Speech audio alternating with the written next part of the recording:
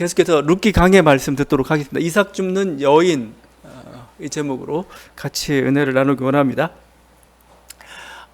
여러분이 우리가 구약 성경만 알고 있는데 구약 성경을 관리하고 사용하고 또 이렇게 어떤 그걸 해석했던 사람들이 보통 우리가 유태인이라고 부르는 유대인들입니다. 유대인.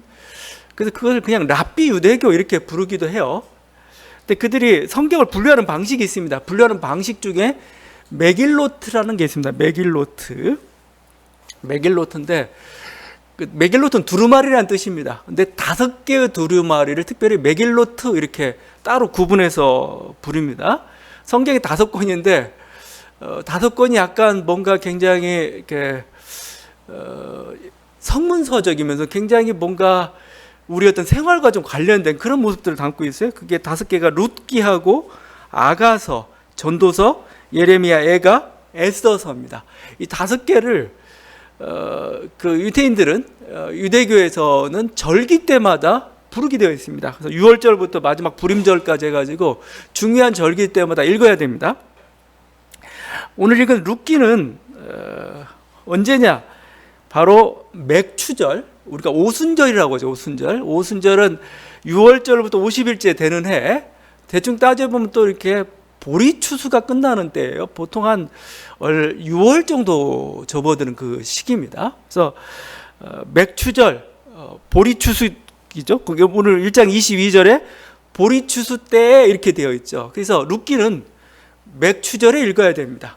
그래서 맥추절에 있고 뭐 에스더서 같은 경우는 부림절에 있고 막 그럽니다.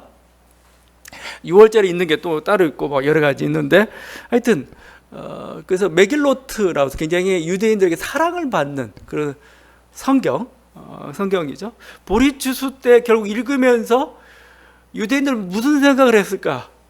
룻을 찬양한 게 아니죠. 자기 인생을 본 거죠. 자기 인생이 룻과 같은 인생이구나. 그 속에 하나님께서 어떻게 은혜를 베푸셨는가 그걸 봤던 거죠. 지금 하여튼 이렇게 늦은 봄철 정도에 해당하는 그 절기입니다. 룻과 나오미가 귀향을 했죠. 돌아왔지만 먹을 게 없어요. 뭐 이렇게 번변한 자기 땅도 있는 것도 아니고 노동력도 이렇게 괜찮은 것도 아니고. 근데 다행인 것은 보리수확기입니다. 그러니까 정말 보리수확기 전에 보릿고개에 왔다면 정말 힘들었을 겁니다. 근데 이제는 이제 보리가 추수할 때가 좀 된 거예요. 그러니까 롯이 인근 밭으로 나갑니다. 룻이 인근 밭으로 나가서 떨어진 그 보리 이삭을 줍습니다. 거기 3절에 보면은 룻이 가서 베는 자를 따라 밭에서 이삭을 줍는데 이게 전형적인 그 이삭 줍기의 모습이죠. 7절에 나로 베는 자를 따라 단 사이에서 이삭을 줍게 하소서 하셨고 아침부터 와서는 잠시 집에서 쉰 후에 지금까지 계속하는 중이다 표현하고 있죠. 그러니까 이삭을 줍는데 누가 막 이렇게 이삭을 함부로 흘리겠어요?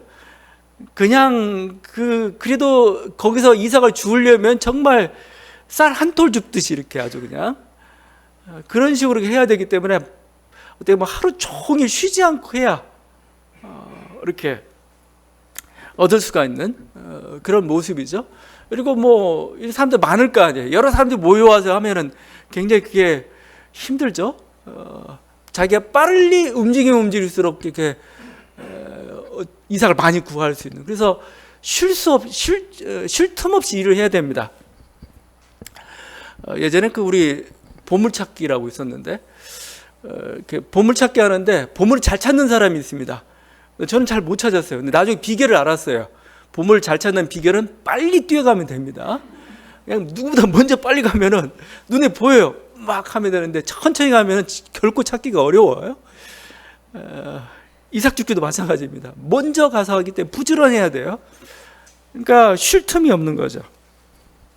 이 장면을 보다 보니까 마치 이 룻의 이삭 줍기 장면을 재현하고 있는 그런 어떤 위대한 명작이 있죠. 그림이 있죠. 밀레의 그림입니다. 이삭 줍는 여인들. 이삭 줍는 여인들이란 그 3명의 여인들이 나오죠. 넓은 밭을 배경으로 해가지고 이삭을 줍는 모습들입니다.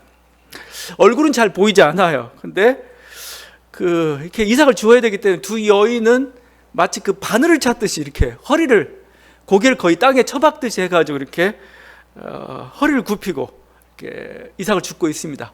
한 여인은 허리가 아픈 듯 이렇게 손을 허리에 대고 있죠. 다른 한 여인은 이제 이삭을 이렇게 주워가지고 이제 이삭을 추스르고 있는, 허리를 펴고 그런 장면들입니다. 화면, 그 넓은 화면이, 그 넓은 배경으로 펼쳐지고 있고, 기본적으로 그 파스텔 톤의 노란색을 쓰고 있습니다. 노란색을 쓰고 있기 때문에 굉장히 평온한 추수기의 그런 풍경 같아요. 그런데 제가 어느 날 이렇게 그림을 한번 자세히 본 적이 있습니다. 한국에도 한번 왔었죠. 그래서 한번 그림 한번 자세히 봤는데 갑자기 제가 깜짝 놀란 적이 있어요. 뭐냐면 그 손입니다. 손이 정말 소뚜껑 같은 손이라고 봐야 되겠어요. 소뚜껑, 투박한 손입니다. 투박한 손. 갑자기 얼굴이 갸름한데 손을 만졌을 때 갑자기 딱딱하거나 막 이러면 갑자기 느껴졌던 섬찟함 같은 게 있죠. 근데 하여튼 그 그림을 깜짝 놀랐는데 왜 손이 소뚜껑 같지? 그런 느낌이 들 때가 있어요. 사실 그게 맞죠.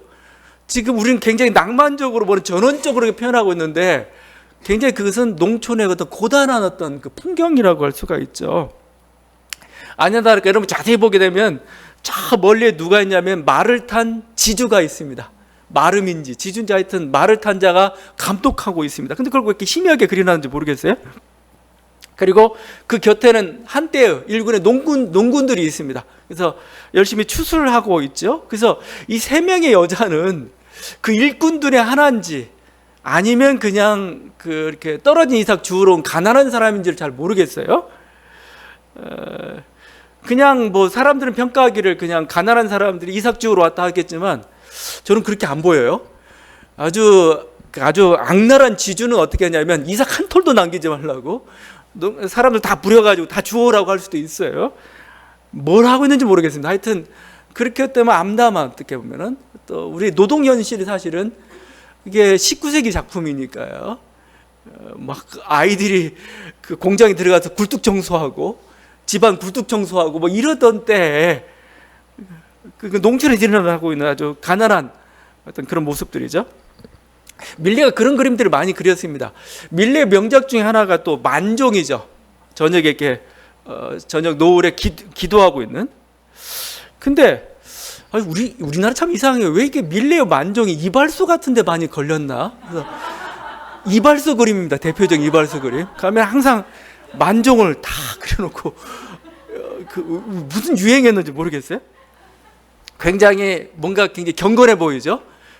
기도하고 일 끝내고 기도하고 있는 어떤 평온한 모습을 연상했는지 모르겠는데 아닙니다. 여러분이 한번 보시면 지금 멀리서 교회 종소리가 들리는 것 같죠? 이제 일을 마치는 도중인지 아니 일이 끝나고 하는 건지 모르겠지만 이렇게 두 부부가 이렇게 기도하고 있는, 경건하게 기도하고 있는 그 모습입니다. 근데 보면 좀 칙칙해요. 하면 그러니까 저도 이제 저기 파리에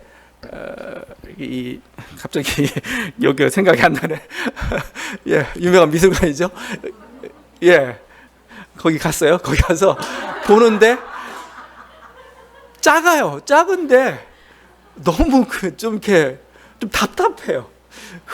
흐릿하기도 하고 뭔가 이렇게 어둡고 우울하고 해가지고 막 제가 나중에 그걸 찍고 와서 일부러 막 그 밝은 색으로 이렇게 하려다가 색감이 어긋거려진 것에서 좀 짜증났던 건데 이 사람들은 가난한 농부들입니다. 사실은 가난한 농부들이고 옷은 보면 굉장히 허름해요. 손과 발은 뭉툭하고 얼굴도 흐릿하죠. 좀 불편한 그림이에요. 왜 이런 그림이 왜 이발소를 이렇게 장식을 했는지. 밀레의 그림들은 이렇게 19세기 말에 어떤 사실주의, 리얼리즘 하나의 화풍에 들어간다고 볼 수가 있습니다. 밀레는 그냥 이렇게 얘기해요.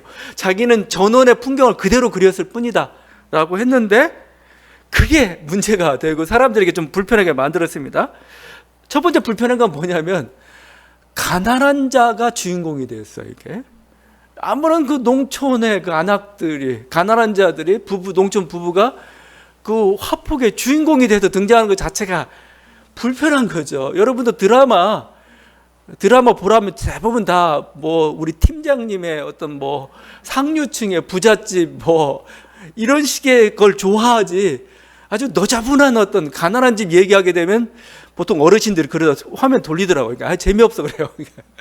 좀 뭔가 아름답고 뭔가 이게 부유층들의 이야기를 해내야 그래서 이게 뭐지? 그냥 가난한 현실하게 되면은 갑자기 싫어지죠. 자기도 싫어요. 왜냐면 자기 인생도 이렇게 지저분한데 그걸 또 봐야 돼? 뭐 이런 느낌인 거죠. 하여튼 그렇게 가난한 사람들이 주인공이 된 거. 그 다음에 거기서 이렇게 주제가 또 뭐냐면 그 사회의 어떤 암담한 모습이라 밝은 모습이 아니잖아요. 막 뭔가 바다를 향해서 뭔가 항해를 떠나고 어떤 꿈 같은 미래 사회랄지 아름다운 어떤 그 모습이 아니고 정말 척박한 어떤 삶의 현실들을 드러내는 거. 그래서 그것 때문에 굉장히 사람들이 싫어했습니다. 그래서 우리나라는 뭐 기생충이 유명해졌지만 기생충이나 이제 뭐 일본의 어떤 그 가족 같은 어떤 가족 같은 이런 영화들을 그 어떤 그쪽 사회의 지배층들 엘리트층이 싫어해요. 왜냐하면 우리의 치부를 드러냈다 이거죠. 이런 것들. 그러니까 밀레가 사실 그런 식으로 그림을 그렸기 때문에 밀레가 처음 이 만정이나 이삭 줍는 여인들을 그렸을 때 나타났을 때 작품이 나왔을 때 평가가 어땠느냐? 선동적이고 불온하다라고 평가를 받았어요. 그래서 밀레는 사회주의자까지 이렇게 낙인이 찍힐 정도까지 그러니까 지배층들이 보기 불편했던 겁니다. 그냥 이게 선동적이야, 불온한 그림이야. 요새도 그렇죠. 요새도 뭐 지금은 좀 그렇지 않지만 한때 어떤 민중 판화들이 등장했을 때 느끼는 거북함. 이거 여기다 걸어야 돼? 이런 고급 아트리에 여기에 걸어야 돼? 이런 느낌이 들 때가 있죠. 마치 그런 식이었던 거죠. 하여튼 밀레의 어떤 이삭 줍는 여인들이 그 모습이고 루키가 그걸 재현하고 있죠. 근데 여기 3명의 여인들이 등장하고 있어요. 이삭 줍는 여인들. 그냥 전 보다가 이거 조금 다르다는 느낌이 많이 들었습니다. 왜냐하면 중세에 즐겨 그리던 어떤 조각이나 하나의 그림들이 있습니다. 그게 뭐냐면 산미신이라는 게 산미신. 3명의 아름다운 여신입니다. 그 여신의 이름도 뭐 기쁨, 꽃의 만발, 빛남 뭐 이런 식의 이름들을 가지고 있는 산미신. 그래서 항상 이렇게 산미신이라는 나체로 이렇게 그리면서 아름다운 모습들을 이렇게 그려냈는데 갑자기 이게 현대판 산미신이구나라는 느낌이 들었어요. 밀레의 이삭 줍는 여인 속에서 지금 자본주의 사회에서는 지금 뭐예요? 신들도 일해야 하는 그런 고단한 존재가 되었죠. 그럴 뿐만 아니라 좀 더 긍정적으로 보면 민중이 사실은 신이 된 시대, 주인공이 된 시대가 바로 오늘 현대 사회다 그런 느낌이 들었어요. 그러니까 이게 누군 부정적으로 보기 때문에 긍정적으로 본다면 저는 이게 이런 겁니다. 오히려 이제 평범함 속에 신은 존재하는 겁니다. 그러니까 이삭 줍는 여인이 신인 거예요, 사실은요. 그들이 어떤 아름다운 어떤 뭐 머릿속에 그려져 있는 그 어떤 산미신적인 존재가 진짜 신이 아니고 그 십자가에 달린 예수 그리스도가 보여줬던 모습이죠. 신은 죽고 신은 가장 낮은 곳에 위치하고 그런 존재로서 어떤 신의 존재를 드러냈듯이 산미신의 모습이 거기서 드러나고 있다. 또 다를 본다면 오히려 이런 그렇지만 우리들이 정말 이 누추한 현실 속에서 정말 아름다움을 볼 수도 있다. 거기에 어떤 노동의 건강함이라든지 아름다움 볼 수도 있고 여러 가지 또 생각나게 하는 그런 것들이었습니다. 하여튼 룻은 영락없이 이삭 줍는 여인의 한 주인공이죠. 하여튼 이런 모습 속에서 룻은 한 가난한 여인이 대표하고 있고 그 가난한 여인이 어떻게 운명을 바꿔가는지 운명의 주인공이 되고 있는지 하나님의 구원사를 이끌어가고 있는지를 보여주고 있는 그냥 하나의 힘없는 여인이 아니고 그 속에 생명을 담지한 여인으로 이렇게 등장하고 있습니다. 지금 룻이 이렇게 이삭 줍기를 하고 있는데 그 이삭 줍기와 관련된 사실은 하나님의 말씀이 있었기 때문에 이게 가능한 거였어요. 고대 이스라엘 사회에서는 가난한 자가 이삭을 줍도록 이렇게 이삭을 그들의 것이 되도록 이렇게 허용을 해줬습니다. 그걸 우리가 인도적 명령 이렇게 표현하고는 하는데 레위기와 신명기에서 반복적으로 나타나는 게 있어요. 참 재미난 저는 계명이라고 생각하는데 레위기 19장 9절과 10절에 이렇게 되어 있습니다. 너희 땅에 곡물을 벨 때 너는 밭모퉁이까지 다 거두지 말고 너의 떨어진 이삭도 줍지 말며 너의 포도원 열매를 다 따지 말며 너의 포도원에 떨어진 열매도 줍지 말고 가난한 사람과 타국인을 위하여 버려두라. 나는 너희 하나님 여호와니라. 이렇게 곡물을 베는데 뭐예요? 밭 모퉁이, 우린 보퉁이까지 싹싹싹 다 베잖아요. 모퉁이 그냥 남겨둬라 이겁니다. 왜?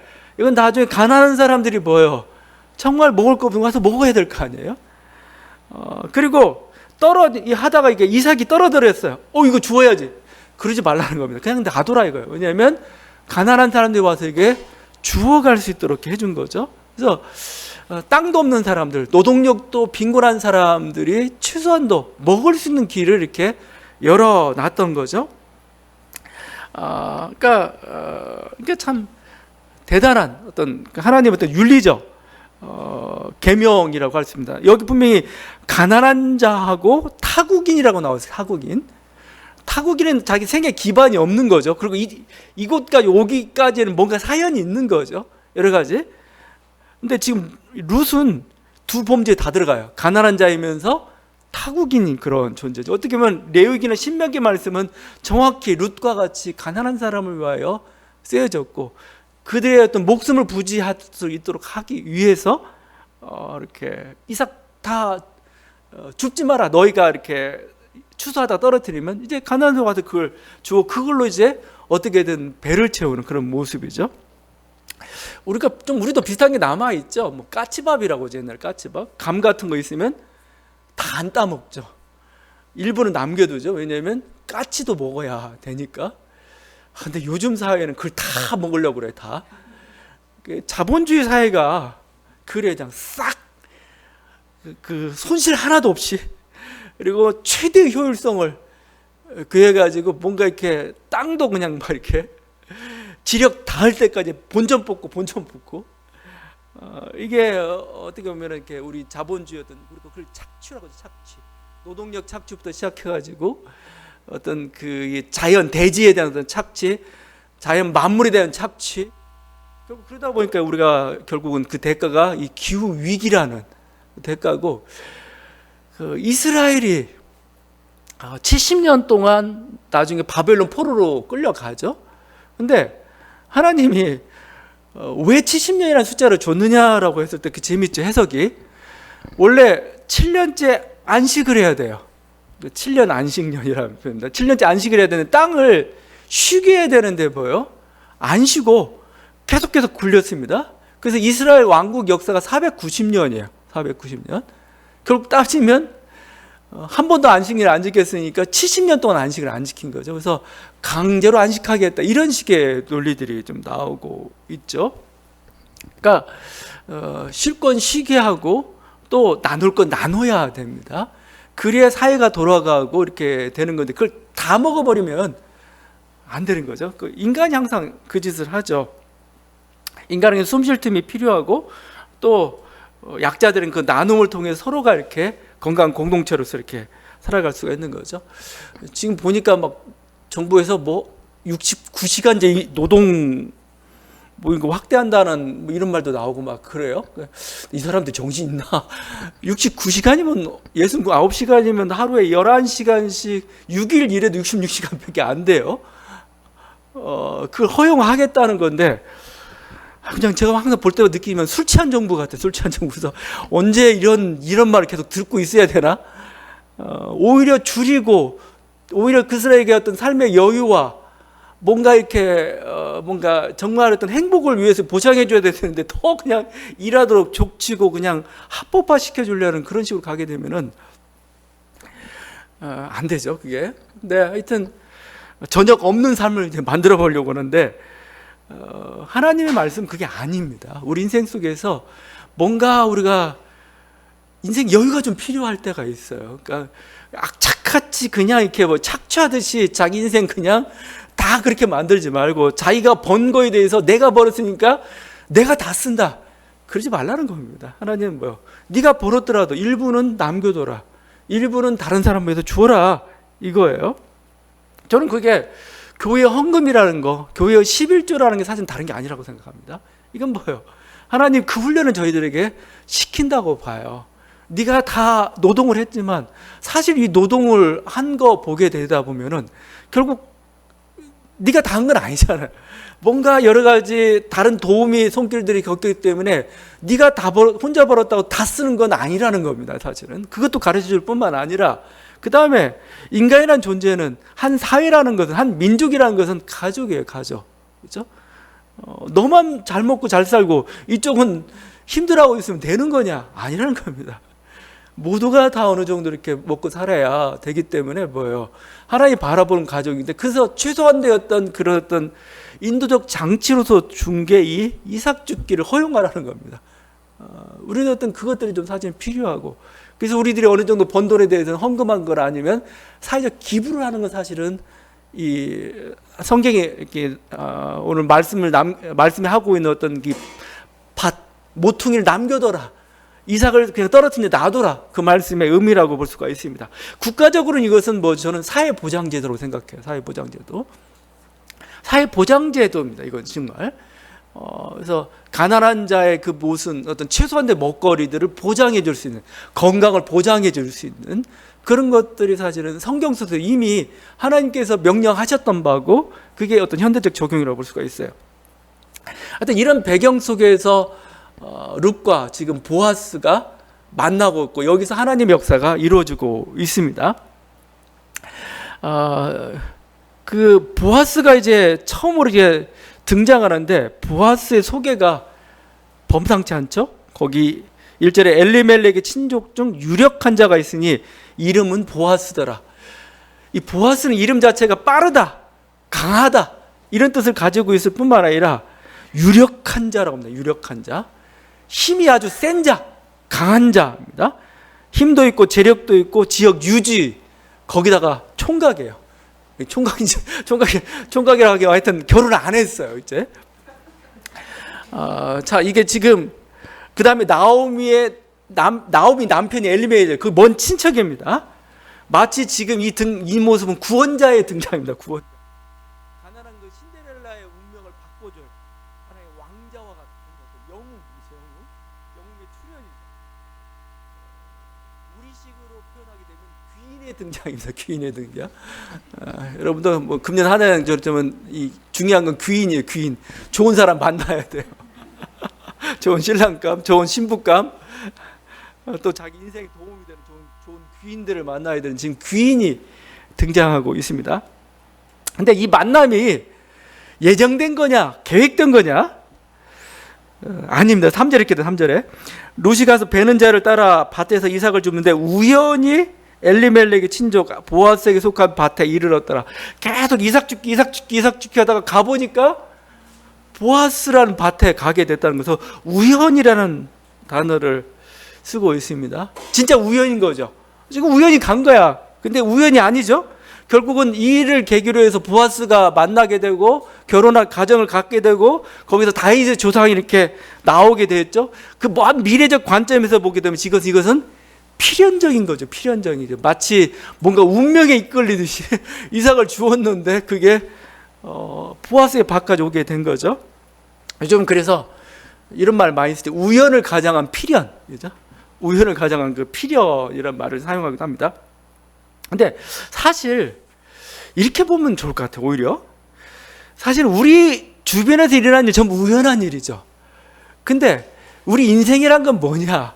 우리 인생을 성공적으로 만드는 건 뭐냐면 그 우연적인 것을 필연으로 바꿔가는 거죠. 필연으로. 그냥 우연적인, 그냥 우연이라 생각하면 그냥 한낱 사건이에요. 정말 우연이에요. 그냥 스쳐 지나갈 겁니다. 근데 여기에 우리가 충실한다면 이게 고난이 됐든 이게 어떤 뜻밖의 만남이 됐든 뭔가 자기가 예상치 않았던 게 됐든 여기에 충실하게 되면 뭐예요? 여기서 뭔가 필연적인 사건들이 이렇게 나타나고 있다는 거죠. 그걸 낭비해서는 안 돼요. 우리의 어떤 수많은 만남들이 있습니다. 수많은 사건들이 있는데 여러 가지 어떤 계기 속에서 내가 어떤 뭐 환경을 바꾸다든가 직업을 바꾸다든가 여러 가지 우리 일들이 많이 생길 수가 있습니다. 그 내가 뭔가 부족해서 뭔가 지혜가 모자라서 아니면 뭔가 하여튼 뭔가 환경 때문에 그렇게 벌어진 하는 우연적인 일이죠. 근데 그게 우연이 아닐 수가 있어요. 거기서 어떤 하나님 역사가 그렇게 펼쳐질 수가 있죠. 그러면 하나님 역사가 어떻게 펼쳐지는 거냐? 그 속에서 우리는 뭐요? 최선을 다해야 되는 거죠. 이제 이 보아스의 만남은 우연이었는데 그걸 필연으로 만든 건 누구예요? 룻하고 나옴입니다. 두 여자가 작당을 해가지고 이제 하나님의 역사로 만들어 갔던 게 이 룻기의 이야기이죠. 하여튼 이렇게 우연이지만 지금 필연적 사건이 되고 있습니다. 보아스가 하여튼 이런 룻을 봤어요. 열심히 이렇게 이삭을 죽고 있는 룻을 본 거죠. 룻을 보면서 이렇게 얘기합니다. 저 젊은 여인은 네 집 안악인가 하고 물어봐요. 그러자 사환이 이는 나오미와 함께 모압 지방에서 돌아온 모압 소녀입니다. 재밌죠? 모압 지방에서 돌아온 소녀입니다. 근데 모압 소녀입니다. 이렇게 하죠. 모압이란 말이 반복되어 있고 룻기 계속해서 모압 이방인 이런 말도 계속되고 있어요. 사실은 지금 모압은 오는 순간부터 이 베들레헴 시골 동네라고 부르어요. 여기서 주목의 대상이 되었습니다. 낯선 동네에 갑자기 외지인이 온 것도 굉장히 큰 사건인데 그중에 그것도 이방인이 왔어요. 그러니까 막 사람들 만날 때마다 야, 저 집에 나오미가 어떻댔다 하면서 저 며느리가 어쩌고 저쩌고 하면서 계속 저 이방인이죠. 시골에서의 어떤 이방인의 존재는 굉장히 외롭습니다. 외롭고 항상 시선이 집중이 돼요. 저희 때도 그래서 저희 때도 저희 어린애가 그 왜 그랬는지 참 정말 초가집 같은 그 시골 집이었는데 거기에 정말 서울에서 내려온 예쁜 우리 우리 동창이 그쪽으로 왔어요. 엄마와 함께. 그러니까 그냥 이 시골에 있는 아이들이 난리가 난 겁니다. 난리가 나가지고 막 욕하고 뭐 그냥 그래요. 그러니까 예쁜데 미워하는 그게 있잖아요. 막 그래서 막 신발에다 침 뱉고 막 이래요. 막 이랬던 적이 있었던 게 있는데 그게 이방인이라는 그 존재였던 거죠. 근데 하여튼 그렇게 근데 그 이방이란 시선을 항상 가는 곳마다 한 번씩 더 쳐다보는 거죠. 이걸 경험하고 있는 그 룻도 굉장히 이렇게 곤궁하죠. 그러니까 그 보면 룻은 그래서 굉장히 비천한 모습입니다. 10절에 보면 룻이 엎드렸다 얼굴을 땅에 대고 절하며 그에게 이르되 나는 이방 여인이거늘 자기 존재 자체가 나는 이방인입니다 이겁니다. 13절에 내 주여 내가 당신께 은혜 있기를 원하나이다. 나는 당신의 하녀 중에 하나와도 같지 못하오라. 이건 겸손한 표현이 아닙니다. 겸손한 표현이 아니고 약자들이 사회적 소수자들이 지금 느끼는 공공한 처지, 자기 인식 같은 거죠. 그러니까 성공해서 온 사람도 아니고 성공해서 뭔가 이 땅을 차지하고 온 사람도 아니고 실패해서 쫓겨온 그런 사람인데 그 더더구나 이방인이 됐을 때 그 낯선 처지들 어떻게 보면 이것들은 아마 미국 땅으로 이렇게 이민을 갔던 우리 어떤 그 지금 어떤 이민 오래된 세대들이 느꼈던 그런 아픔들이었을 겁니다. 그 속에서 한국인으로 살아가야 되는, 저는 이방인으로 살아가야 되는 그 모습들입니다. 여러분 그래서 사실은 항상 우리들이 어떤 우리 사회에 있는 약자나 소수자에 대한 어떤 배려들이 사실 굉장히 필요합니다. 이게 그렇지 않고는 그건 어떻게 보면 정말 가난한 자 정말 코너로 이렇게 지금 우리나라에 지금 거하고 있는 외국인이 거의 200만이 넘어가고 있습니다. 그냥 단순히 뭐 외국에서 온 그냥 여기 사업하러 온 사람도 있기 때문에 대부분은 이제는 동남아 쪽에서 온 그 이주 노동자가 지금 200만이 넘어가고 우리 집도 거의 5%가 이제 가까이 되고 있는 그런 상황인 거죠. 이제 그들이 한 세대 두 세대가 지나면서 실제 우리 민족이 이제 되어가는 과정이 될 수가 있는 거죠. 또 어떤 사회적 여러 가지 소수자들이 있는데 그들은 그냥 그 자체로서 위축되어 있어요. 항상 거기서 우리가 필요한 게 격려예요. 말 한마디만 뭐 이방인이야 이 말 한마디 자체도 굉장히 자기를 위축되게 만드는 그런 사람들인 거죠. 지금 룻이 그런 모습입니다. 근데 반면에 보아스가 그 룻을 도와줘요. 룻에게 호감을 느끼면서 지금 도와주고 11절이죠. 네 남편이 죽은 후로 네가 시어머니에게 행한 모든 것과 내 부모와 고국을 떠나 전에 알지 못하는 백성에게로 온 일이 내게 분명히 알려졌으므로 보아스에게도 분명히 소문이 들렸을 겁니다. 저 여인에 대해서. 근데 보아스는 그 소문에 대해서 굉장히 좋게 해석했어요. 야, 네가 네 저 가난한 불쌍한 시어머니를 위해서 정말 의리 있게 잘 행동했구나. 그리고 이렇게 큰 결단한 거에 대해서 굉장히 칭찬하고 이렇게 보는. 근데 그렇지, 대부분 사람은 이렇게 보지는 않습니다. 뭔가 뜨내기 쟤왜 왔어? 뭐 빼먹으려는 게 있었어? 뭐 이런 식으로 항상 보는 게 일반 사람 시선인데, 보아스는 그렇게 보지 않았어요. 이렇게 배척의 그런 마음들이 아니었던 거죠. 그리고 그에게 여러 가지 것들을 친절한 조치들을 다 해주죠. 그래서 너 다른 데 가지 말고 여기서 이렇게 이삭들을 줘. 그리고 막 거기 일하고 있는 일꾼들한테는 단둘이를 해가지고 절대 이 소녀라고 부르고 있어요. 소녀. 지금 결혼한 지 10년이 됐는데. 그리고 거기는 하여튼 이 건들지 마. 그죠? 그러니까 왜냐하면 약자들은 항상 여러모로 이렇게 고난을 당하게 되어 있는 거죠. 그리고 일꾼들이 먹는 그 물이 얼마나 귀한 것입니까? 근데 이 물 먹도록 이렇게 허락해 줍니다. 그럴 뿐만 아니라 룻을 향해서 8절에서는 내 딸아라고 불러요. 이 딸아라고 부르는 것은 나오미만 불러요. 나오미가 룻 보고 딸아, 너무 사랑스럽고 의리를 다하는, 그래서 자기 자녀같이 불렀는데 보아스가 딸이라고 이렇게 부르고 있습니다. 참 이건 좀 의아하죠. 그만큼 처음인데 이렇게 보고 있어요. 뭐가 이렇게 보아스의 마음을 움직였을까?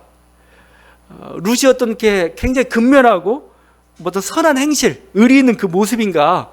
아니면 하나님의 마음을 어떤 감동시킨 무엇이, 하나님의 어떤 그 마음을 이렇게, 그러니까 룻을 보아스를 감동시킨 게 있었는가? 저는 뭐 그렇게 보진 않고 그냥 첫눈에 반한 겁니다. 첫눈에 반한 거. 이게 그 느낌이라는 게 있어요. 느낌. 그러니까 느낌이라는 게 요즘 이제 그 뇌과학이라는 데서 그 그러니까 느낌은 종합 판단입니다. 종합 판단. 그러니까 우리가 보통 그 살아가는 데 있어서 어떤 삶의 생존이죠. 생존에 있어서 한 사람을 만나요. 딱 사람을 만나는 순간 평가를 해야 돼요.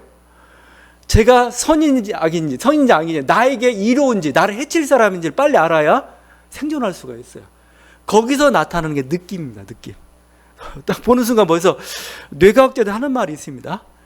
느낌을 안 가질 수가 없다 이거예요. 한 사람 딱 보는 순간 느낌이 생길 수밖에 없어요. 그러니까 여러분도 항상 보는 순간 느낌, 여러분도 저에게 선한 느낌을 갖길 바랍니다. 근데 분명히 느낌을 갖는 게 있어요. 좋든 싫든 뭔가 제일 큰 반응은 좋은 느낌, 약간 싫은 느낌, 이 반응이었죠. 이 느낌이 있습니다. 그러고 나서 이제 알아가면서 내가 잘못됐구나 조정해 가는 거고, 뭔가 맞았구나 확신해 가는 과정이 있어서 첫인상이란 굉장히 중요하기도 하고 첫 느낌이란 것은 굉장히 중요한데, 저는 보아스가 룻을 보는 순간 느낌이 온 거예요. 이렇게. 그렇지 않고는 이렇게까지 진행이 안 돼요. 이렇게. 아무리 뭐 내가 말씀에 순종하고 내가 의로운 사람이고 뭐 그래서 저들 가난한 사람 돕고, 싫은데 어떻게 도와요? 싫은데 그냥 돈은 도울 수 있겠지만, 재물은 줄 수 있겠지만 결혼까지는 못해요. 결혼까지 했다는 건 뭐예요? 느낌이 온 거죠. 느낌이. 그래서 결국은 드라마도 마찬가지. 드라마에서 왜 둘이 이렇게 눈이 맞지? 그건 논리적으로 설명할 수 없어요. 느낌이 온 걸 어떻게 해요? 그걸 그냥. 그 위에 이제 가는 건, 하여튼 보아스는 모든 게 다 예뻐 보이고 또 그러죠. 그러다 보니까 뭐예요? 말씀에 순종할 수 있는 그 모습인 거죠. 그러니까 여러분, 저는 의무나 명령 수행 이전에 더 중요한 게 있어요. 호감입니다. 호감이에요. 호감이 먼저 있어야 돼요. 그래야 말씀 순종도 가능한 겁니다. 호감이 가. 근데 하나님 말씀 순종하래. 그러면 좋은 거죠. 그러면 이제 가는데, 호감도 안 가고 느낌도 안 가는데 말씀 순종하라면 정말 괴로워요. 이거 어떻게 힘들게. 근데 대부분 그런 것은 순종이 잘 안 돼요. 나중에 하면 결국 순종하기 어렵습니다. 순종했더라도 나중에 꼭 뭐예요? 뭔가 이렇게 후회랄지 뭔가 하여튼 그런 과정들을 겪어야 돼요. 그렇지 않고는 그게 말씀 중에 제대로 되지 않습니다. 그러니까 우리들에게 있어서 보아스에게 있어서는 그 룻의 어떤 그걸 우리가 다른 식으로 표현하면 하나님이 그 마음을 열어주셨다 이렇게 표현할 수밖에 없는 그런 거라고 볼 수가 있습니다. 자, 그래서 하여튼 이렇게 보아스가 이 일들을 이뤄냅니다. 보아스는 구원자입니다. 룻에게 있어서는 구원자예요. 그러니까 이름도 그럴 뿐만 아니라 룻의 인생에서는 구원자죠. 우리가 지금 그 대림절 넷째 주간을 지나고 있습니다. 하여튼 여기서 우리가 아기 예수를 지금 기다리고 아기 예수를 기다리는 그 구원자를 기다리고 있는 거죠. 근데 세상도 마찬가지입니다. 세상도 구원자를 기다리고 있습니다. 왜냐하면 우리가 알아요. 내 자력으로 내 힘으로는 뭐 내 운명을 극복하기 어렵다는 걸 알아요. 나는 정말 룻과 같이 정말 모든 게 다 깡막힌 아무것도 없고 이방인인 그런 우리가 느낌이 겁나. 근데 나를 구원해 줄 수 있는 것은 내 자신이 안 돼요. 구원자밖에 없습니다. 구원자. 보아스 같은 구원자가 나타나야 우리는 살아날 수가 있어요. 이게 성경만의 이야기가 아니고 보니까 드라마도 그래요. 드라마도 항상 저 나락에서 구원해 주는 아주 부잣집 도련님 같은 재벌집 막내 아들 같은 그런 존재가 이렇게 나타나서 끌어주죠. 그건 기적과 같은 거죠. 기적과 같은 만남이죠. 그게 안 되면 어떤 걸 쓰냐면은 요즘 드라마에서는 타임슬립을 쓰더라고요. 타임슬립. 시간을 앞서가는데 뒤서가는데 해가지고 뭐요? 자기 운명을 바꾸는 사실 그 기적과 같은 거죠. 사람들 거기에 환호하고 있어요. 제가 이 얘기를 하는 것은 성경이 그렇다는 겁니다. 예수님 우리 구원자로 오셨다는 거에 대해서 너무 비웃지 말라는 거예요. 왜? 당신들도 마찬가지 아니냐는 거예요. 내 인생에 소망이 없고 결국은 그래서 뭔가 기적을 바라고 그래서 통해서 뭔가 이걸 나라가부터 벗어나기를 원하는데 바로 우리 예수 그리스도가 그런 분으로서 여러분에게 오셨습니다. 그렇죠? 그래서 바로 예수 그리스도가 바로 보았습니다. 우리들의 보았습니다. 우리는 룻과 같은 존재들이에요. 운명 앞에서 자기 인생에 여러 가지 도전하다 보면 내가 높은 자리에 있든 낮은 자리에 있든 내가 뭘 가졌건 가지지 않았건 뭐예요. 항상 우리 운명이라는 존재 앞에 우리는 전부 룻과 같은 존재예요.